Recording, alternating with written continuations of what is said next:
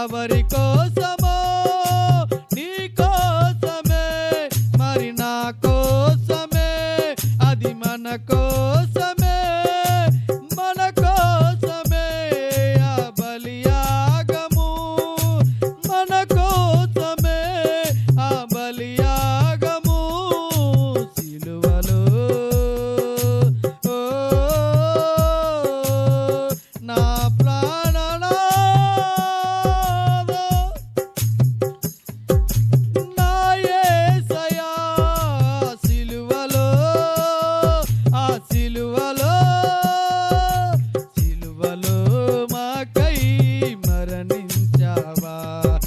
సిలువనే మా కొరకు భరించావా సిలువలో పాపములో ఉన్న నములను రక్షించి పరలోకము ఇచ్చావయ్యా పరిశుద్ధులుగా మార్చావయ్యా పాపములో ఉన్న మమ్ములను రక్షించి పరలోకం ఇచ్చావయ్యా పరిశుద్ధులుగా మార్చావయ్యా శాపము దోషములను తొలగించినావు గాయములు పొందావయ్యా నీ రక్తమునే కాచావయ్యా శాపము దోషములను తొలగించినావు గాయాలు పొందావయ్యా నీ రక్తమునే కాచావయ్యా ఎవరి కోసమో నీ కోసమే మరి నా కోసమే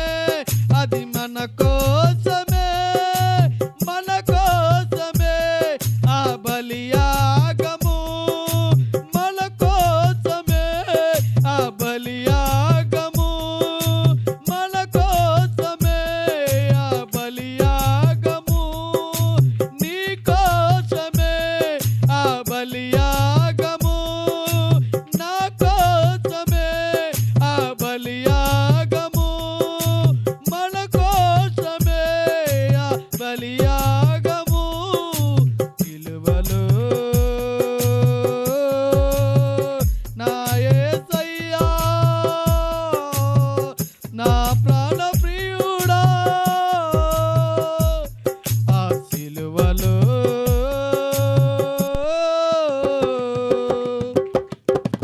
సిలువలో సిలువలో మాకై మరణించావా ఆ సిలువనే మా కొరకు భరించావా సిలువలో మాకై మరణించావా ఆ సిలువనే మా కొరకు భరించావా ఎవరి కోసమో నీ కోసమే మరి నా కోసమే అది మన కోసమే మన కోసమే ఆ బలియాగము మన కోసమే ఆ బలియాగము మన కోసమే ఆ బలియాగము మన కోసమే ఆ